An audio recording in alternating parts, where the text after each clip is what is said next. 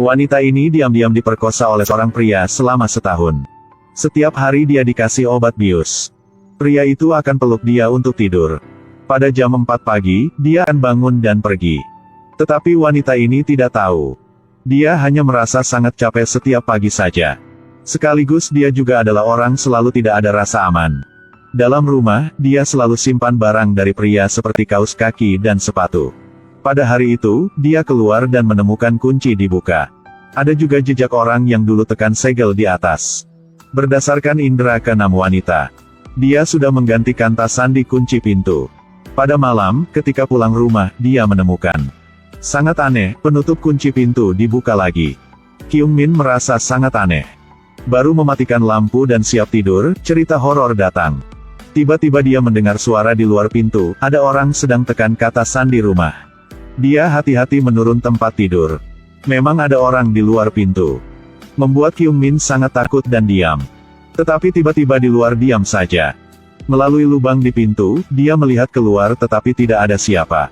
Dia hati-hati membuka pintu, kelihatan tidak ada orang di luar. Tetapi dia menemukan sebatang rokok di depan pintu. Dia cepat laporan ke polisi. Tetapi hanya sebatang rokok tidak bisa bukti apa. Polisi memberi nasihat untuk dia, jangan memikir banyak. Tetapi Kyung Min sangat takut, sampai tengah malam dia baru tidur. Pada saat ini, tiba-tiba seorang tanpa kemeja keluar dari kamar mandi. Dia duduk di sebelah dan membelai rambut Kyung Min. Kemudian peluk dia dan tidur. Pada hari berikutnya, Kyung Min bangun dan merasa sangat capek dan pusing. Tetapi cerita aneh masih terjadi. Pada saat bekerja, pelanggan melecehkan dia. Pria berkata, dia kenal dia dan mau berkencan sama dia. Tentu saja, Kyung Min menolak. Tetapi dia langsung mengubah sikap. Dia memikir Kyung Min tidak menghormati dia dan mulai marah.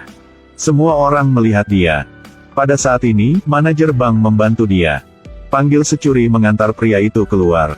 Karena cerita dulu, Kyung Min selalu merasa ada orang memperhatikan dia.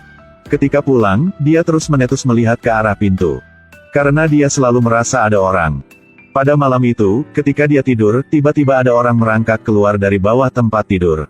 Orang itu sangat ahli dalam menggunakan anestesi untuk menjatuhkan dia.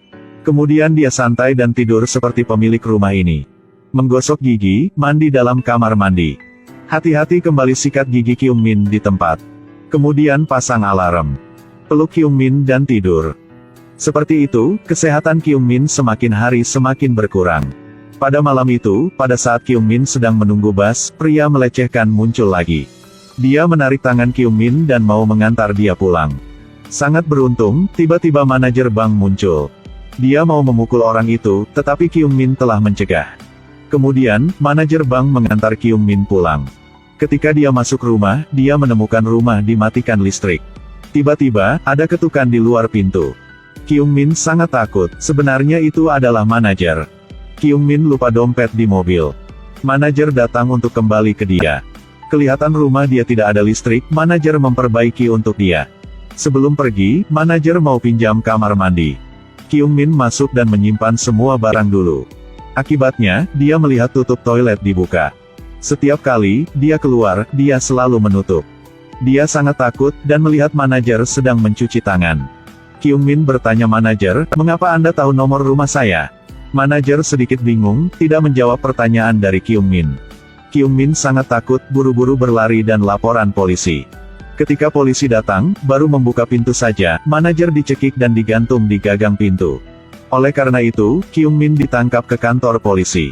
Karena di rumah masih ada jejak orang ketiga. Polisi menduga, dia dan satu orang lain sudah membunuh manajer. Setelah 48 jam. Karena tidak cukup bukti sehingga dia dibebaskan. Kyung Min merasa tempat ini sangat menakutkan jadi dia pindah rumah. Pada saat berkemas, tidak sengaja dia menemukan kunci di lantai. Dia mencoba setiap pintu di setiap lantai. Memang dia sudah bisa buka satu pintu di bawah rumah dia. Dalam rumah tidak ada orang, sangat kotor. Kelihatan sudah lama tidak ada orang di sini. Kartu bank di atas meja menjadi satu-satunya petunjuk. Dia memanfaatkan hubungan di bank untuk mengetahui bahwa pemilik rumah adalah seorang gadis. Sekaligus, setiap malam pada jam 8. Selalu membayar 3.200 won di satu toko 24 jam. Oleh karena itu, dia dengan sahabat datang ke toko itu. Memang ada seorang gadis membayar 3.200 won. Berdua orang memutuskan untuk mengikuti diam-diam. Akibatnya, mereka mengikuti sampai pertigaan jalan. Kyungmin dan sahabat harus memisah untuk mencari gadis itu. Akhirnya, Kyungmin melihat satu rumah sangat aneh. Kunci rumah itu sama dengan kunci rumah dia. Dia mencoba tekan kata sandi, tetapi salah. Dia siap pergi, tiba-tiba dia ingat kata sandi rumah dia. Dia coba tekan 1487. Tiba-tiba dibuka. Kyungmin hati-hati masuk rumah. Pemandangan dalam rumah membuat dia sangat kaget dan takut. Ada seorang wanita diikat di tempat tidur, tidak bergerak. Banyak tabung yang terpasang di tubuh dia. Kyungmin buru-buru menelpon ke polisi. Tetapi pada saat ini ada orang pulang. Kyungmin buru-buru bersembunyi di bawah tempat tidur. Pria itu mengeluarkan jarum suntik dan suntik ke wanita di tempat tidur. Dari mulut pria itu, Kyungmin tahu wanita ini adalah pemilik rumah di bawah rumah dia. Dan pria ini juga orang membunuh manajer. Mendengar sampai ini, Kyungmin sangat takut dan seluruh tubuh gemetar. Tiba-tiba HP pembunuh jatuh ke bawah. Sangat beruntung, dia hanya guna tangan untuk ambil saja. Ketika pembunuh pergi, Kyungmin baru merangkak keluar dari tempat tidur. Pembunuh kembali. Dia cepat bersembunyi di belakang pintu. Cerita lebih horor sudah terjadi. Wanita di tempat tidur telah dipotong 2 kaki. Pada saat ini, di luar ada suara mobil polisi. Pembunuh datang ke jendela. Kyungmin cepat bersembunyi di bawah meja. Melihat pembunuh siap potong tangan wanita itu. Tiba-tiba botol kaca di ruang tamu jatuh. Pembunuh masih belum menemukan Kyungmin. Peluk ekor kucing dan kembali kamar untuk potong tangan wanita itu. Kyungmin buru-buru berlari keluar. Siap mau buka pintu, tiba-tiba dia ada telepon. HP Anda berdering, apakah perlu saya angkat? Pembunuh sudah menemukan Kyungmin, dia cepat keluar. Di jalan tidak ada orang. Pembunuh muncul di depan dia. Kyungmin berteriak untuk minta tolong tetapi tidak ada orang. Dia terus berlari. Akhirnya, dia bersembunyi di satu gudang. Setelah pembunuh pergi, dia baru keluar. Tiba-tiba pintu ditarik, Kyungmin sangat takut. Pada saat ini, sahabat membuat pembunuh jatuh. Pembunuh juga membuat dia jatuh. Sedangkan Kyungmin di sebelah sangat takut dan bingung. Sangat beruntung, mobil polisi datang, pembunuh langsung berlari.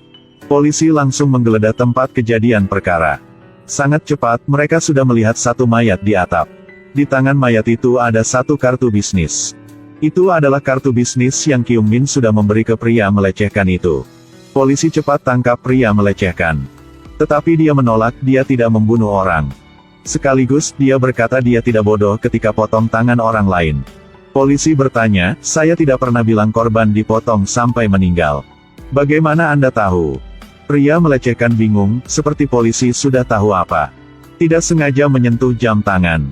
Mungkin polisi sudah tahu dia adalah pembunuh. Dia keluar dan berkata dengan Kyungmin. Hanya tunggu hasil sidik jari dan DNA, kita bisa tangkap dia. Tetapi Kyungmin masih khawatir. Pada hari berikutnya, dia tetap pindah rumah. Sementara di sisi lain, karena DNA tidak sama, pria melecehkan itu dibebaskan. Sedangkan Kyungmin baru pindah ke rumah baru dan mendengar ketukan di pintu. Di luar, adalah suara dari si kurir. Kyungmin tidak membeli apa, mengapa ada kurir datang. Oleh karena itu, dia melihat jendela untuk memeriksa kurir. Setelah membuka dus, dalam itu ada HP yang sudah jatuh di rumah pembunuh. Sekaligus dalam HP itu banyak foto saat Kyungmin sedang tidur. Dia sangat kaget dan takut, sahabat sedang menelpon ke dia. Di sana ada seorang pria muncul. Lebih takut, dia sedang bersembunyi di kamar mandi. Selanjutnya, sahabat dia masuk. Dia semangat panggil nama sahabat. Tetapi tidak ada orang menjawab. Kyungmin cepat datang ke rumah sahabat. Pada saat ini, dia siap potong kaki sahabat. Kyungmin mengambil alat pemadam api untuk mendobrak pintu. Tiba-tiba di belakang muncul satu pria. Adalah pria melecehkan yang dibebaskan. Sangat beruntung, polisi datang dan selamat Kyungmin. Setelah buka pintu, hanya ada sahabat dia di tempat tidur. Pembunuh sudah berlari. Polisi berkata dengan Kyungmin, pembunuh telah rekam video ini 3 jam dulu. Beruntung, kaki sahabat masih ada. Dan tujuan terakhir adalah Kyungmin.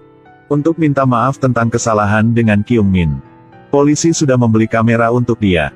Kyung Min pesan kamera ini di rumah dan dia bisa melihat semuanya. Kemudian pada saat datang ke toko 24 jam, dia bertemu dengan security di rumah dulu. Pada saat dia siap pergi, tiba-tiba dia melihat security membayar 3.200 won.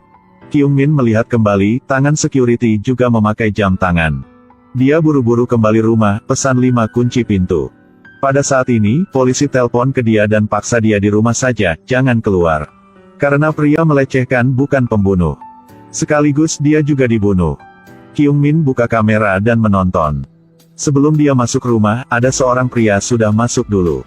Dia lepaskan masker, adalah security itu. Setelah itu, dia melihat di kaca dan bersembunyi di bawah tempat tidur. Kaki Kyung Min mulai kaki bergetar. Tiba-tiba ada tangan pegang kaki dia. Dia mau berlari, tetapi banyak kunci. Ketika Kyung Min bangun, dia tidak tahu dia sedang di mana. Di belakang adalah pembunuh sedang peluk dia dan tidur. Tangan dia dimasuk oleh tabung obat. Kyung Min menangis. Pembunuh membelai rambut dia seperti membelai mainan. Kyung Min mencari kesempatan dan gigit telinga pembunuh. Kemudian dia suntik obat bius ke tangan pembunuh. Kyung Min cepat berlari. Akhirnya, dia bisa bersembunyi di satu kamar. Jendela juga ditutup. Tidak ada pilihan lain, dia kunci pintu. Sedangkan pembunuh sangat santai, mencari setiap kamar. Dia pegang kunci dan membuka pintu. Pembunuh pelan-pelan mendekati ke arah Kyung Min. Siap potong tangan dia. Tetapi tidak perhatian, lemari jatuh ke dua orang. Tangan pembunuh tertusuk paku. Pembunuh tahan sakit dan siap membunuh Kyung Min. Kyung Min semangat untuk mendorong pembunuh keluar. Lalu pembunuh jatuh di paku dan bertemu dengan nenek moyang. Kyung Min tenang dulu dan berteriak. Akhirnya, karena Kyung Min pembelaan diri jadi tidak dihukum. Dia memutuskan tidak di kota ini lagi. Kembali ke kampung dan tinggal bersama ibu. Sebelum pergi, dia tidak lupa merangkak di bawah tempat tidur. Film hari ini habis di sini. Ingatlah follow page untuk menonton banyak film baik ya.